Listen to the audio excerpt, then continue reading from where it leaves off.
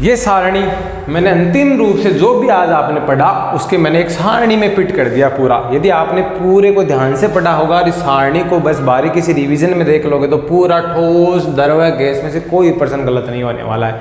किसी भी कंपटीशन में कोई पर्सन गलत नहीं होने वाला। इस सारणी को एक बार 2 मिनट के लिए देख लो।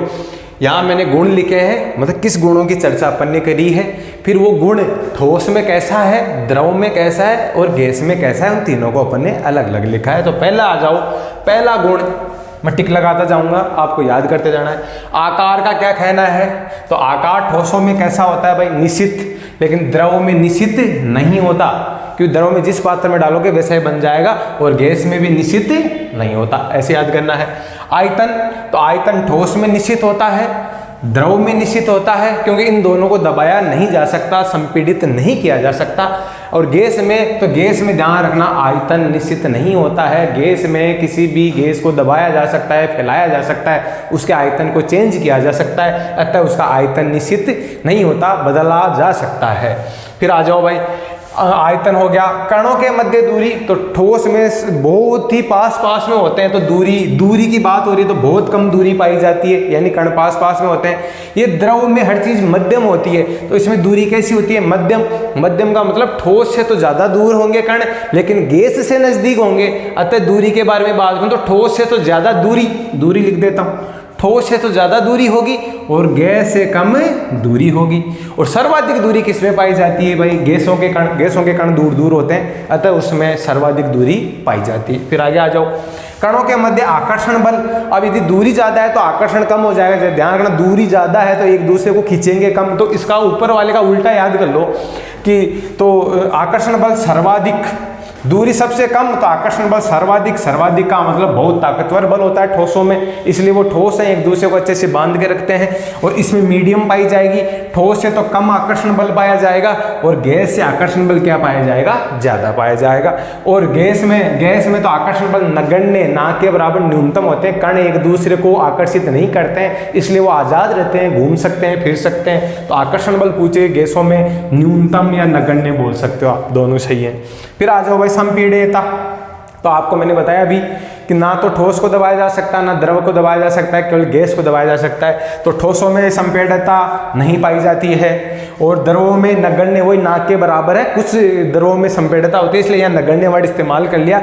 और गैस को आसानी से संपीड़ित किया जा सकता है, तो इसलिए लिख दिया आसानी से संपीड़ित किया जा सकता है। गतिज ऊर्जा की क्या बात करोगे, तो ठोसों में तो कण नजदीक होते हैं, बंधे हुए रहते हैं, तो गतिज ऊर्जा बहुत कम, सही है एकदम, बस इन्हीं से ये उतर आ जाएंगे और कुछ भी नहीं।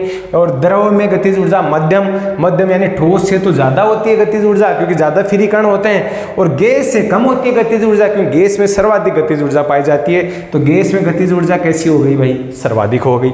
आ जाओ कणों की गति या गतिशीलता, तो बस गतिज ऊर्जा के हिसाब से ही कर दो।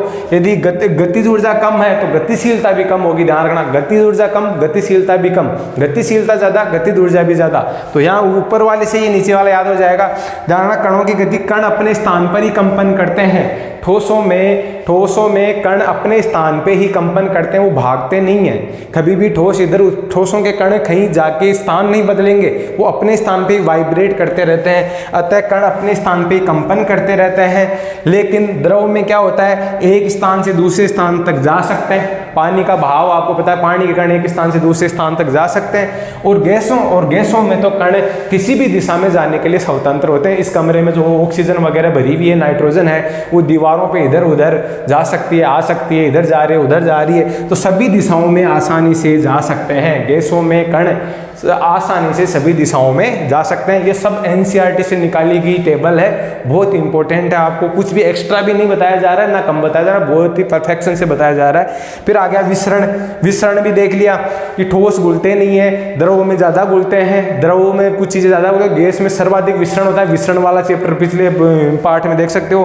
तो विसरण सबसे कम ठोसों में पाया जाता है, मध्यम विसरण पाया जाएगा द्रव में, यानी ठोस से तो ज्यादा विसरण होता है लेकिन गैस से कम विसरण होता है। और सर्वाधिक विसरण किसमें पाया जाएगा, गैस में, अर्थात गैसों में गैसें जल्दी घुलती हैं। फिर लास्ट में मैंने एक अंतर दे दिया उदाहरण का, एनसीईआरटी के उदाहरण है कि बर्फ है वो ठोस है, लोहा ठोस है, मिट्टी ठोस है, पानी आपका द्रव है, पेट्रोल आपका द्रव है, हवा आपकी गैस है, एलपीजी और सीएनजी लिक्विड पेट्रोलियम गैस और कंप्रेस्ड नेचुरल गैस यानी द्रवीकृत पेट्रोलियम गैस और प्राकृतिक नेचुरल गैस दोनों के दोनों ही क्या हैं, गैसेज हैं, जिनके उपयोग वगैरह आपको बता दिए।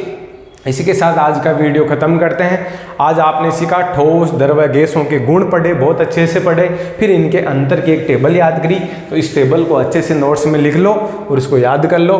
इसी के साथ ये वीडियो आप ज़्यादा से ज़्यादा किसी भी कंपटीशन की तैयारी करने वाले बच्चों को शेयर करो। जैसे कोई भी फर्स्ट ग्रेड है, सेकंड ग्रेड है, थर्ड ग्रेड वगैरह हैं, चतुर्थ श्रेणी कर्मचारी हैं, इन सब, और 9th क्लास वालों के लिए तो बहुत, 9th क्लास के लिए तो स्पेशली चल ही रहा है। इसी के साथ आज की क्लास ख़त्म करते हैं। जय हिंद।